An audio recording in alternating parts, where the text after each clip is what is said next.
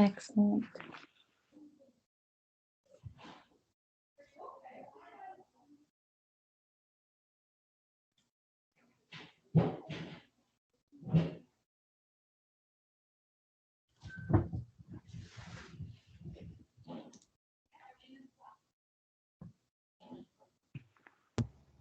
And you should be able to see the chat, Miss Ruthie, if you turn. Yeah, perfect. Awesome. Yeah, I'm happy to moderate too if you need me to, but I just wanted you to know you have access to that. Excellent. Well, let's see. It looks like we've got some people coming in here. That's fantastic. For those of you who are here, I'm Ruthie Smith. I'm from Music Speaks Studio, and I absolutely love my charter student families, and I love working with you guys. So thank you so much for being part of this. I thank you, Elisa, too. Oh, dear. Well, let's put our watch away so she doesn't get in our way.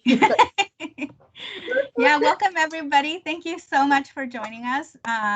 Spring into Wellness is coming to a close here with our last session right before our last raffle. And with us today is Miss Ruthie Smith from Music Speaks. She is an accomplished musician and business owner and has provided vendor services for our students for many years. My own children have had the pleasure of taking music lessons and voice lessons from Miss Ruthie, and we really value her knowledge, and her super calm and encouraging demeanor is, I think, the one thing that I could say keeps us coming back, because she really helps students be encouraged about music and feel confident about music, and also I think encourages them to do things with music that they didn't think they could do. And that you don't get that just anywhere when you go to learn piano or vocals, is that inspiration to compose and those additional resources to feel confident in doing those things. Mm-hmm. Well, thank you so much, Elisa, for that generous introduction. Well, let's talk today about music and our brains. You all know the power of music. I'm going to go ahead and share my screen. And we're going to talk a little bit about, and as Elisa said, I am from Music Speaks Studio, and you can see my website in down here at the bottom along with in the chat. So we're going to talk a little bit about the power of music. Now, I'm not going to have to convince you of anything with this part. We know that it is a way to captivate and create beauty. It is a way to span cultures. You saw that my website is or my studio is called Music Speaks Studio, and that is based on the quote that's attributed to Hans Christian Andersen, where words fail, music speaks. And so that communication tool when nothing else does. Over here, we've got our little jaws, right? Two notes. Da-dum.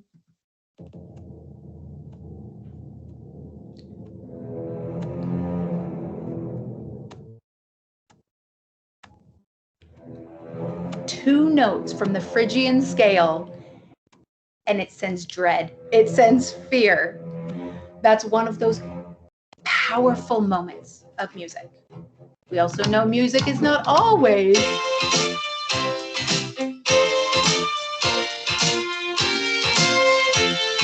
it's not always scary. Sometimes it gets us moving. We've got the cool factor. I mean, you walk into a party with a guitar and suddenly all eyes are on you. You suddenly become the coolest person in the room. Music can also paint a picture in a way that nothing else can. If I just tell you the name of this song, Winter, listen to what happens. Experience what you feel here.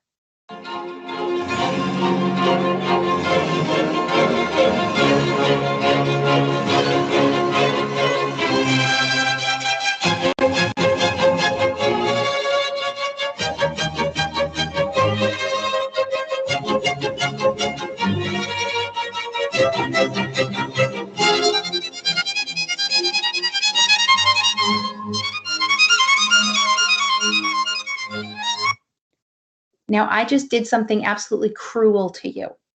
I stopped a song in the middle of it, right? Your brain, your body is now experiencing this, what about the rest? This interesting thing happens to our bodies when, there we go, to our bodies when it stops short. Our heart rate changes with music. We hear the dynamics, the building, the release. And there are things in music that actually fire up those parts of our brain that we want to come to a close.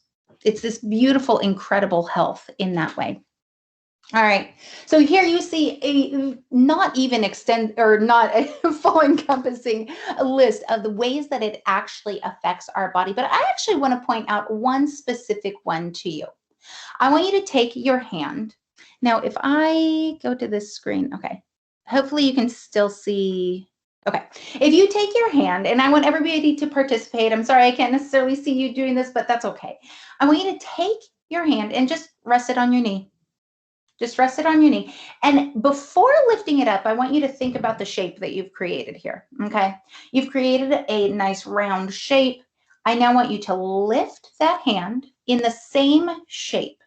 Now what I want you to do is wiggle your ring finger, just the ring finger. Now see if you can find a beat with that ring finger. Tap, tap, tap, tap, tap, tap. Now do it with the other hand. Just rest it over your knee.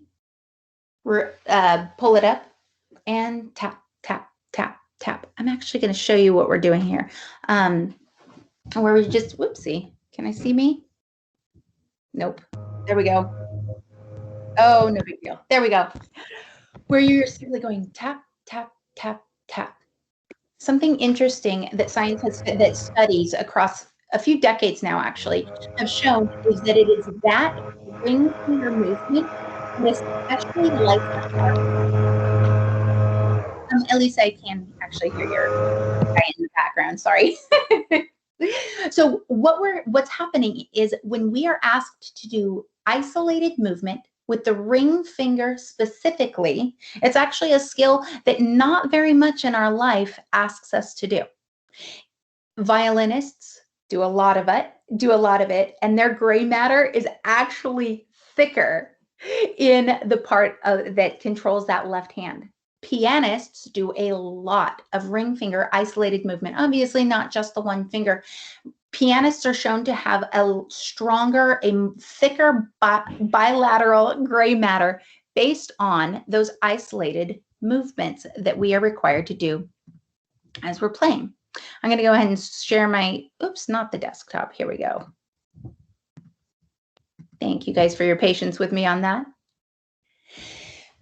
Another thing that happens as we are specifically playing music and an actual performer, they are creating these, and as a music education, we are learning how to use executive functions. Now, executive functions is when your body, your brain is actually needing to adjust quickly to changing demands, changing task demands. It is actually that strength in executive functions. You've probably heard before that music and math go together really strongly. Well, this is one of the many areas that they have discovered musicians are stronger, that actual executive functions and being able to change tasks more quickly has a stronger predictor on academic achievement than general intelligence does. When we as musicians are constantly asked to change, to adjust our motor movements, our fine motor skills, that isolated movement is one of the finest motor skills that your body has. When we're constantly asked to adjust those for changing tempos, for changing key signatures, that is building that strength as we go. Now, this is a bigger presentation than what we have time for today. Oh, there you go. Find that beat. All right, that's actually a different activity in the same presentation.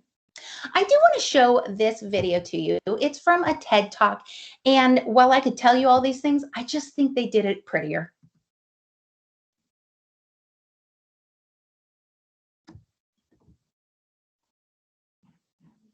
Did you know that every time musicians pick up their instruments, there are fireworks going off all over their brain? On the outside, they may look calm and focused, reading the music and making the precise and practiced movements required. But inside their brains, there's a party going on. How do we know this? Well, in the last few decades, neuroscientists have made enormous breakthroughs in understanding how our brains work by monitoring them in real time with instruments like fMRI and PET scanners.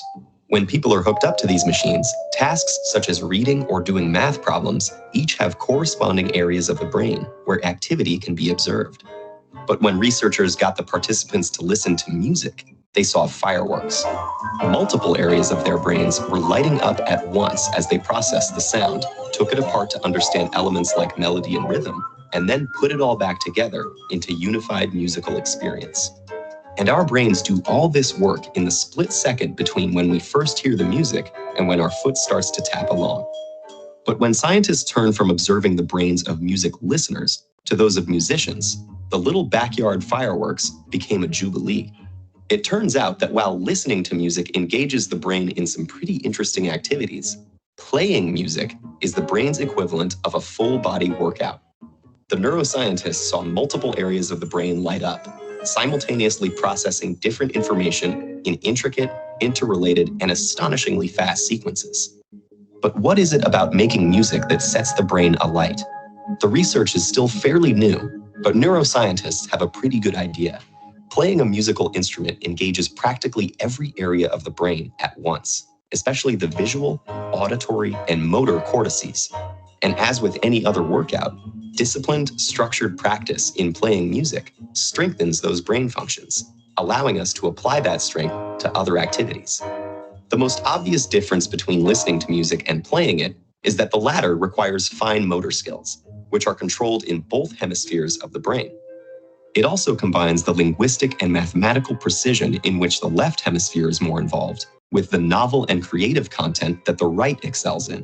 For these reasons, playing music has been found to increase the volume and activity in the brain's corpus callosum, the bridge between the two hemispheres, allowing messages to get across the brain faster and through more diverse routes.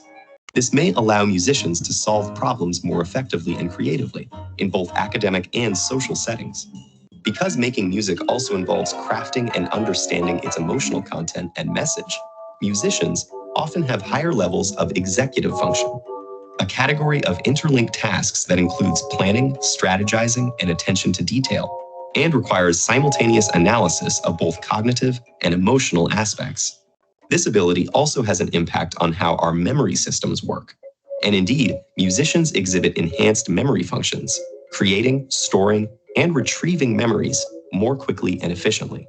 Studies have found that musicians appear to use their highly connected brains to give each memory multiple tags, such as a conceptual tag, an emotional tag, an audio tag, and a contextual tag, like a good internet search engine.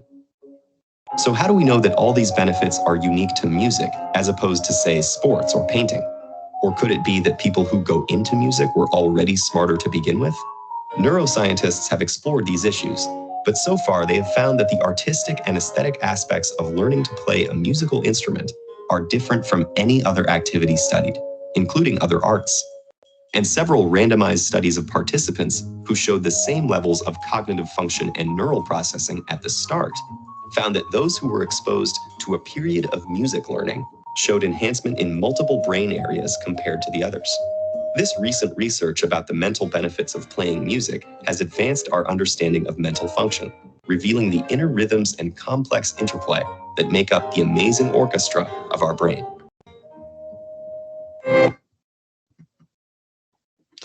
So let's talk a little bit about how to incorporate that and set your students up for success no matter where they are. So in infancy, the absolute best way to help an infant be exposed to music is through single note, simple melodies.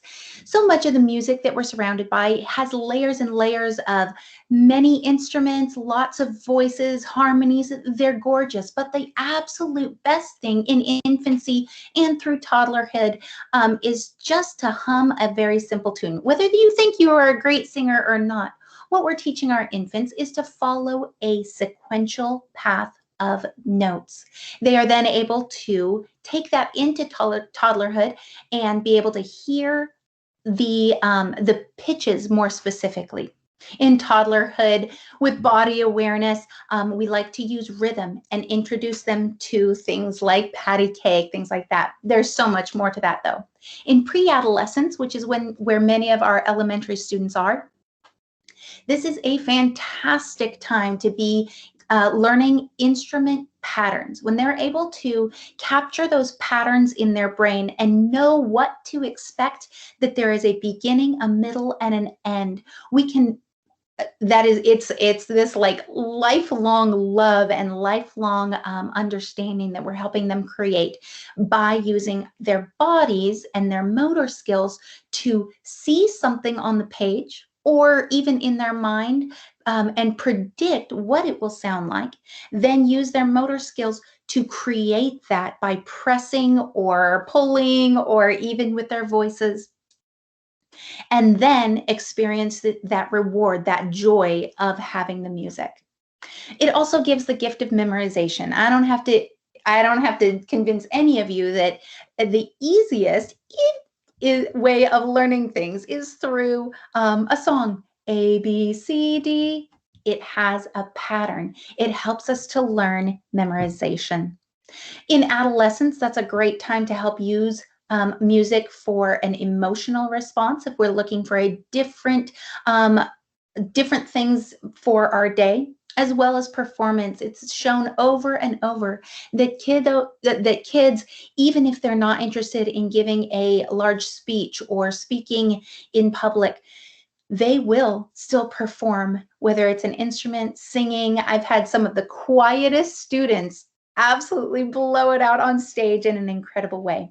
And for you as an adult, the focus and control that music can provide. I'm going to go ahead and unfortunately skip that video just because we need to keep moving so that I can get you to your playlists. All right. So this is one of the things that I love doing, is finding the right type of playlist for each part of the day.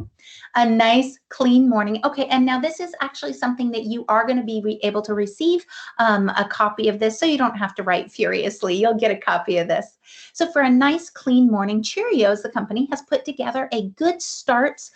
Each one of these is on Spotify, just so you know, a Good Starts playlist. And that includes a lot of like adult friendly and kid friendly. Now, it might not be the right one for teenagers because it does have some that are more child focused, but it still is enjoyable for the whole family. Study music that won't put you to sleep. I do, even me, I find that sometimes if I'm listening to some slower classical music, it doesn't help me focus. It puts me to sleep. But this playlist right here, The Scenic Route by Kendra Joyner Adachi, is a fantastic one where there is a drive, but it's not going to take over your thought space. Here for your afternoon boost, the Pickup Line, they provide some great ones, and they actually have a revolving, they consistently put them out. They are intended for you to be able to listen to with kids. Now, here is my favorite. This is something our family has been using for years now. Our cleanup song is the Maple Leaf Rag. I'll let you feel why.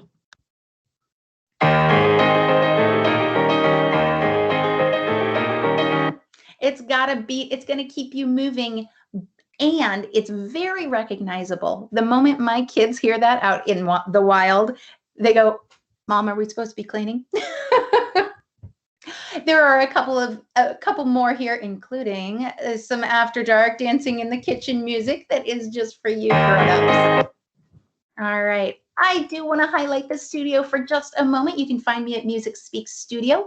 We have two different rock camps coming up in June and July. We are in the South Bay of San Diego. We also have online and in-person safe, healthy distance options.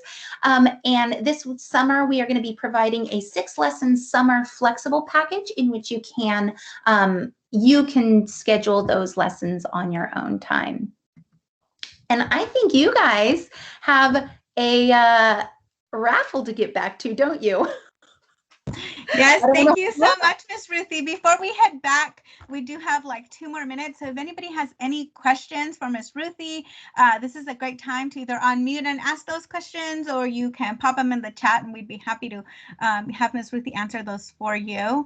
Like I said, she's an accomplished musician herself and really inspires students to do their best with music and perform and just compose and really feel comfortable with music. So we really appreciate her, and she's a wealth of knowledge. So if you guys have any questions, this would be a great time to ask those. What music do you recommend for kids to study? That's a good question. That is a great question. I did provide one of those playlists in there. I personally love to start out with classical music, but I want you to keep an eye on them, because the moment that you see them kind of lose their umph, we need to get them going back again. So I like to use music that does not necessarily have lyrics, because we don't want to get super distracted. But in the playlist, the Scenic Route, Kendra Joyner Adachi, she has some great stuff there for you.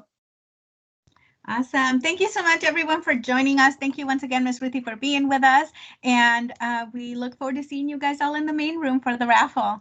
And if anybody does want some more of those links to watch those videos again, feel free to hit me up. You can contact me at my studio's website, Music Speaks Studio. I'd be happy to get the whole presentation to you if you'd like. Yeah, and if anybody needs any help getting in touch with Miss Ruthie, you can just reach out to your educational facilitator and we will get you guys connected. Thank you so much. Have a great day, everybody. And I'll go ahead and, yes, I will put the link to that, to the Kendra's website or her Spotify playlist in the chat.